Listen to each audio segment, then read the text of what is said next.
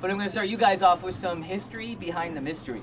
So the mystery spot was originally discovered in 1939 by a group of surveyors. And they were looking at all this land for a guy who wanted to buy the flat land, which is now our parking lot. And his name was George Prather. He wanted to build a summer home. So the lumberjacks who were selling him the land, they made a deal. In order to buy that flat land, he must also buy this hillside. And he thought that was a pretty good deal, so he bought the whole kit and caboodle. And he sent his surveyors up to mark the boundaries of his property, and that's what they noticed some pretty strange things. The first thing they noticed, just walking up that hill. They noticed that hill is about twice as hard to walk up as the incline looks. And we'll discover that one too.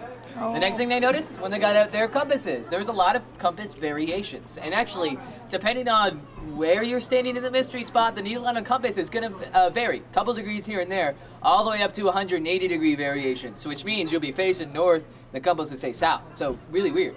And they were checking out all the land. They noticed the strangeness only happened within a small area. And the whole mystery spot is a rough circle. It's about 150 feet in diameter. So the border of the mystery spot runs right in between these two cement blocks, goes through these sister grove of trees, and like I said, it's a circle, so the border is going to come all the way around, having that cabin land at the center of the mystery spot. So I guess just from the roof you can see go about 75 feet in all directions. It's about 23 meters. So it brings us right to the border, and what the surveyors also noticed, and this gets everybody really confused, it's not a gradual change into the mystery spot. It actually happens very suddenly. So that's why they placed these two cement blocks down in the 1940s. This one outside the mystery spot, and this one's inside the mystery spot. In case you guys still don't get it, ooh, everybody from here over, you guys are really normal. Everybody this direction is mysterious. And if you're standing right here, I guess you're partly shady. Just a little mysterious. Yeah, just a little bit.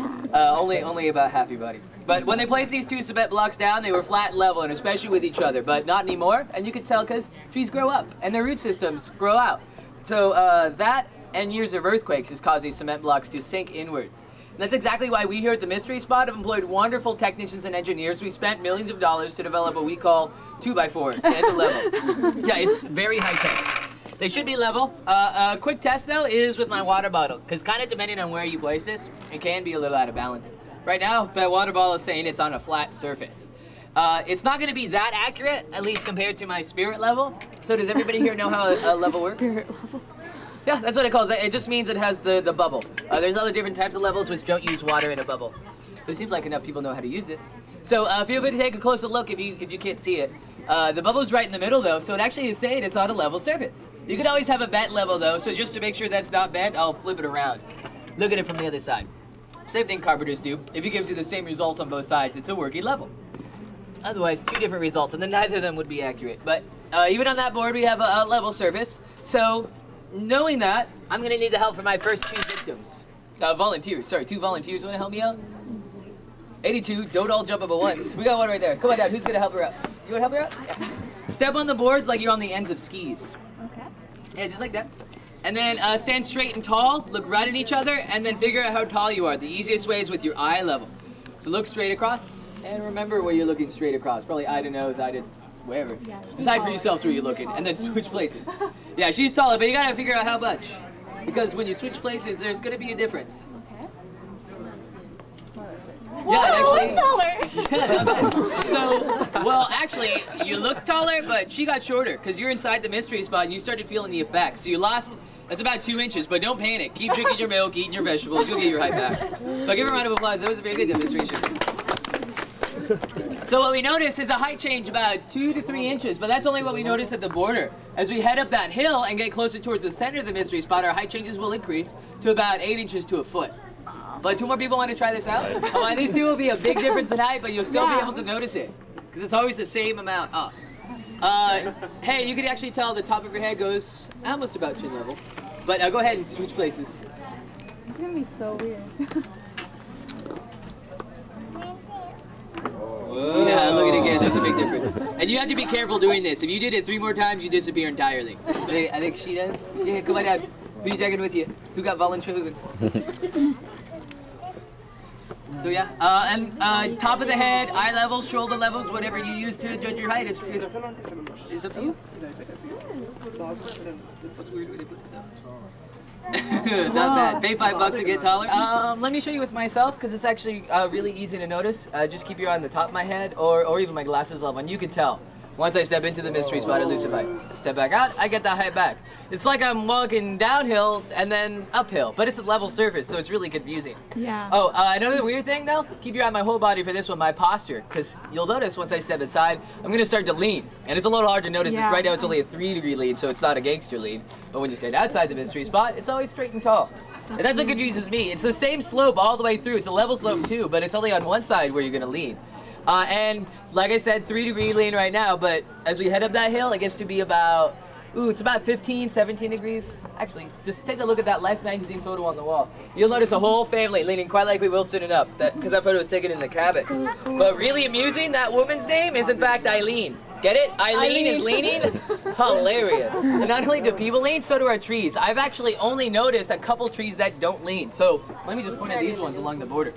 This tree is inside the mystery spot, so it's gonna lean. Just look at it, follow it up. You should notice it, but in case you don't notice it, compare it to the other tree. That one's outside the mystery spot and actually grows straight and tall, so you can easily compare and contrast. You can even compare it to your own body. But this tree is right along the border, goes about 20 feet up, then tries to get out of the mystery spot as soon as possible. And it's even weirder when you follow the border behind you guys, you see a couple more trees doing the same thing. There actually are 2 trees, but there's a bald one and a smaller one right behind it, right in the foliage. So it's hard to see depending on where you're standing. Similar incline back in the rear world, then compare your results. There's gonna be a big difference. But if you want to see exactly how much you're leaning right now, yeah, take a look at the people around you. It's gonna be easier to notice than other people, and funnier too. So go ahead, follow me further up the hill. The first thing you guys should notice is my lean. I actually have quite a lead stated here, but everybody's leaning just as much as I am. You can tell if you put your feet together one more time. They'll be on your left side of your body. So no matter where you stand, you lean 17 degrees to the southwest direction. Very good leads. But mine's really easy to notice, and that's because you have something to compare my lean to, the cabin. But the cabin's leaning the opposite direction about 6 degrees. So it makes me look like I'm leaning a little bit more. It's an optical illusion, but it's a much better photo opportunity. So if anybody else wants to stand there and have their own photo taken, go right ahead. So the cabin, it wasn't built crooked. This cabin's been here for about 60 years. If you build a crooked cabin, it's gonna fall apart because you have to measure everything at a different angle, different size. It's a big mess. So instead, they built this as a tool shed in 1942. They built it, well, where all the new trees are. It's about 10 feet up the hill. But it slid down. That's how it got crooked. It went all the way down to into a tree stump. So it actually stopped at the same spot where it still rests. And that's kind of interesting, but not really. So I have a demonstration. This is what I like to call the board of mystery. Ooh. All right, good job. But the rest of you have to work on it. So this is actually really interesting. It looks like it's leaning into the cabin, meaning it's the higher side, and that's the lower side. That's how it looks.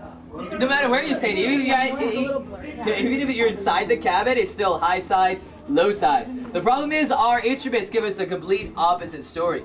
So I have my milliard ball. I have the 11 ball. All you gotta do is take this ball and roll it down the board towards the inside. And the ball doesn't want to be inside the cabin. It just starts rolling out. It'll actually jump off the edge, too. Makes it about 4 inches. Let me show you again, though. The ball definitely looks like it's rolling uphill, and I gotta tell you, balls don't roll uphill. They don't even roll on level surfaces. They roll down. You got it? There you go. Oh. Yeah, you gotta keep in mind that it's gonna jump off. It has a lot of momentum to bird off. Now, I get this as a trick all the time, and I think the easiest way to rig this one is the board. And in fact, the groove right in the middle of this board. If you make the groove bigger on this end and then small on the other end, like you taper it off, the ball would roll back out. But it's really easy to prove it wrong. You just flip the board around and try it out from the other side. So hopefully it works if I don't drop it. But let's try it out. Roll it down the board. Hopefully it still works. Sometimes it gets stuck in a groove and then I look like a fool, but not today. Yeah, same result. So the next thing I get is that I rig the ball. Now all you have to do is make this ball magnetic. You can drill a hole inside and place a magnet in the ball, or even paint a magnet to look just like a billiard ball. So here, I'll have you, sir, inspect this ball for me. Just check it out. Does the ball have any funny bumps or lumps? Does it make any noise if shaken? Does it attract any metal? Does it feel any lighter or heavier than any normal ball? Yeah, go ahead, try it out. Keep in mind it actually has to run along the groove, otherwise it'll fall off the side. But you should get the same results. It's not sleight of hand. Yeah, but did it feel like a normal pool ball? I'm sure you make most of your money pool hustling, am I right? I'll take that as a yes. So in case you don't trust me or my expert, I'll try out something from one of you guys. Does anybody here have anything that'll roll, like chapstick, lipstick, lip gloss? Yeah, chapstick works great. So does, well, is this magical or magnetic in any way? I don't think so. Okay, let's Gina. Let's try it out. Yeah, it definitely starts rolling up the same way my ball did. The real test though is if you want to roll it down, if it tries to roll back up. And of course it does. All the way. So let me get that back. Don't use that for about 2 to 3 days, just to be on the safe side. Yeah, your bench should work as long as it's round. Yeah, anything you place on here will roll towards the safe side. Wild. Yeah. Careful, I've had things roll all the way down the hill. Let me show you with my water bottle though, because it's going to roll a little bit faster than anything else because it has more mass, it weighs more. So, ooh, there we go. Had to get past that bubble. So let me actually show you what happens when I pour water. But it's really interesting because people ask what happens when something falls or what happens when it rains. What angle do they fall at? And that's the angle, but that's the same angle we're all standing. And you know what, that makes a lot of sense. The reason everything falls is because of gravity, but gravity is not just a pull down, it's a pull towards the center of the earth. So that means no matter where we stand, we should actually be vertically level, and that means we should recognize anything if it's level. So that creates a problem because that lines up with our bodies, but it doesn't look straight. So that actually means we're not standing straight. And that would explain a lot of the dizziness. And guess what? You guys are going to get dizzy inside this cabin. But it doesn't matter who you are, it just depends on how dizzy you get. So I don't want to see any mystery puddles inside here. I highly recommend these handrails for your support.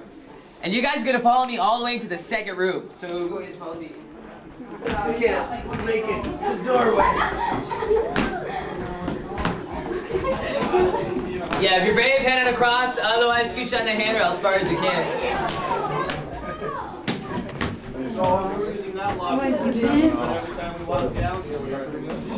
Lead is not ferrous, which means this is not magnetic at all. But it's a pendulum. So can anybody here tell me what pendulums do? Hint, it's doing it right now. Swing. Yeah, swings back and forth. So it should swing equally in all directions because gravity should affect it in the same way no matter where it goes. But let me show you.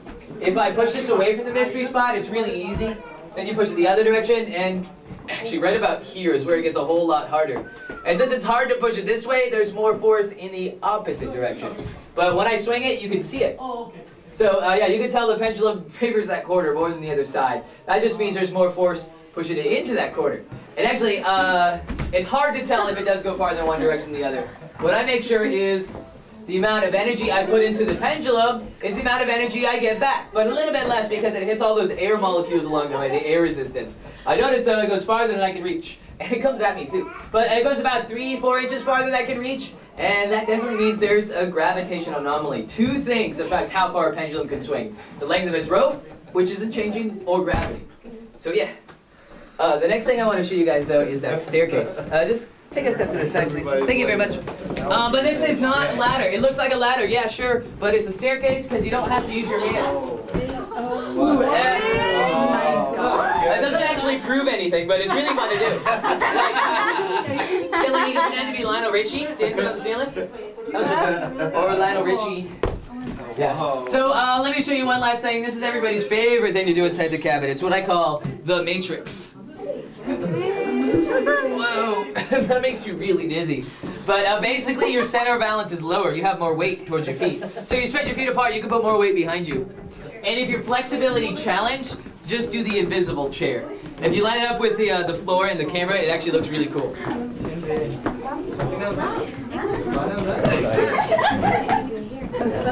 Whoa. It's really easy to read this because the bubble's going to go all the way towards one side and it's going all the way towards this side. So it's saying this is the higher side. Air is lighter than water. But we got to flip it around to make sure it's not bent level. And let's see. Yeah, same results. Move it further down. Same results. So yeah, it's still still the higher side because it's a big bench and it might change direction halfway through. You never know. But no matter where you place it, same results. Yeah, higher side. But let me show you with my billiard ball because that's really easy to show you. Unless it gets stuck, which it does quite often. But the ball rolls towards that side. Oh, look. Till it made it to the end. So let me roll it the opposite direction. That should be uphill according to my level. And it's going to change directions. Start rolling the opposite way. Ridiculous. Yeah, so that means we have 2 different results. What our eyes tell us and what our instruments tell us. So which one do you trust? Well, trust whichever one you want. I trust my instruments. Because there's actually a couple reasons why this side looks higher. The main culprit is this roof. It's a horizontal reference point and it's about height level, but it's horribly crooked. It's off the charts of my level, so let me just show you what level is, and then you can compare the two. That's an easy way to tell. It's not that far off, only several degrees, but my point really being, if I walk up this way, it's going to look like I'm getting shorter. And then I'm walking downhill, and it looks like I'm getting taller. So the roof does create the impression of a slope that doesn't really exist, except I can prove this doesn't make a difference in our discoveries today. So what I need is the help of some volunteers of varied heights. And I need someone tall at first. Anyone here about 6 foot? I need someone now about 5'10". 5'8" is what I'm looking for next. 5'6" is what I'm looking for next. Yeah, come on. You're waiting for that.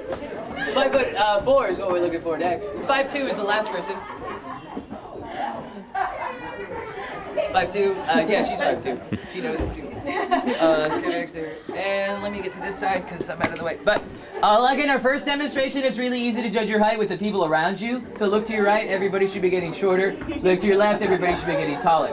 And it really is that simple. But I'm going to switch you people around. Starting with you, sir, on this end, and you on the other end. Go ahead and switch places. Okay. And then we'll have you, sir, switch with the young lady right there. And then you two in the middle, go ahead and switch places as well. So that means half of them are walking uphill and half of them are walking downhill. But not the result you'd expect. Go ahead and look back and forth one more time. Everybody got really close to the same height. Level-headed is how we do it. But that means you, sir, just walked uphill and got shorter, while you walked downhill and got taller. So you won't be able to fit in your car by the end of the day. So right now, does anybody think the gentleman farthest away from me looks taller? Make some noise if you do. All right, what about this guy next to me? Is he taller? Yeah! I'm getting worried. But you, sir, stay right where you are, and then can I have you move on to his other side? He should be walking downhill. But look at their heights once more. Anybody think the guy farthest away from me is taller? No. What about him next to me? Yeah. Yay! And you get your fans. So more importantly, did you two notice a height change going on there? Yeah. Okay, let's even try it again. You stay where you are, then we'll have you move on to his other side. It's actually a very scientific experiment. We're having one person stay the same height. We're comparing his height to the constant. So, yeah, you should feel a little more confident. So, that doesn't make any sense. You're walking downhill and then you're getting taller. Hey, I can point out some crooked trees real quick. If you look behind me to my right, there's a eucalyptus tree. It's one of the blonde trees that is growing upwards in a spiral. Oh my god. So, yeah, trees aren't a good reference point. They usually don't grow straight. There's even another one behind you guys. That one's behind the brush and it's growing in a backwards S shape. And it's actually really weird. Eucalyptus trees are known for growing straight and tall. If you ever go down to Golden Gate Park, there's dozens of eucalyptus trees. And I don't think a single one has a bend in it, but they bend here. All of them do, especially the top. Those two are the worst ones. They doubled over. Wow. Yeah, so, yeah, they actually just grow like normal trees. They'll grow up straight and branch out. But the ones here, they don't branch out so well, and they just curve. So right now, we're going to move on down to our next demonstration. Student gate around the corner, the T blocks. The big blocks. You might have noticed all the other demonstrations, you're standing on a hill, and when you're on a hill, you get a different view as opposed to a level surface. So that's why they attempted to get rid of the hill here, to have a scientific observer stand here. Someone really important to view the height changes. But years of earthquakes has caused these blocks to be offset. Not a whole lot, but it makes a difference. I'll place it at this end so you guys can see better. But you can tell the bubble's really close to the middle. It's close enough for government work, but for the mystery spot, it's a little bit over the line towards B. So this is actually the higher side by ½ an inch. I'll show you that when I move it down. Same thing. The bubble's just really close to the middle and a little bit towards this side. So in the end, this side's about ½ an inch higher. So just compare that ½ an inch among the height changes that we'll observe, and it won't make a difference. It's definitely not enough to make my water bottle roll. But go ahead and look at these two for me just right now. Who looks taller? Okay. Go ahead and switch places. So, think about this one real hard. Oh, man. Who's taller now? So you saw a height change. Was it more than ½ an inch? Yeah. Okay, let's try it out with you two ladies. Switch places. Wow. It's crazy. All right, so now you're a scientific observer. And who's taller between these two? Yeah, it's actually really close. Let's see what happens when they switch places. Tell me if you see a difference more than that. Wow. You're about a whole head taller, which was about 5, maybe 6 inches, depending on how big your head is. So, you're gonna go home about 5 inches taller. Yeah, and I forgot to mention one of the weirder things we have in the mystery spot. It's a bend in the time-space continuum. That means if you look over there, you'll see it's 30 minutes in the past. Wow. All right. So That's really by funny. now you got to be wondering what exactly is going on here at the mystery spot, and there are no answers as of yet. It's the mystery spot, not the solved spot. There's a lot of theories though, and one of them is way down deep below the earth. There's a pit of magma, and it's spinning in a reverse direction at a high velocity. So it creates a gravitational vortex, and we're all just leaning into the spin. And actually, if you look right about there, you can see part of the magma core spinning. Right behind that sign that says gullible. Bad joke. Another theory though, up in the sky, there's a hole in the ozone layer causing light refraction. And it's a lot like if you had a glass of water, you stick a straw in there, you'll see that straw bend. And it's really light that's bending, so the theory is that we only appear to lean, which would make sense. But the most commonly believed theory of all is that years ago, there was an alien spacecraft crash landed right here, creating this hill and causing all the effects you just saw. Yeah, really silly, but actually having mysteries about physics isn't all that uncommon. There's just a lot we don't know about physics, and my favorite thing is we don't know how bumblebees fly. They just weigh too much. They can't push up enough air. And actually the theory with bumblebees is they create a little vortex of wind on their back, which is pretty cool. But that pretty much concludes my tour. I'd like to thank all my wonderful volunteers. Give a round of applause. That's cool. Yeah, so before we go, does anybody have any questions or any answers? Good. Since you survived my tour too, you're gonna go home with a world-famous mystery spot. Like, I knew the yes, you're gonna advertise for us for free. So, looks like you're gonna have time to try this demonstration if you want. Otherwise, come on down, take a sticker, but be very careful. If you fall down this hill, you won't roll back up. Oh. Here, I'll give you two. It was very interesting. Yeah. I haven't taken too many physics classes.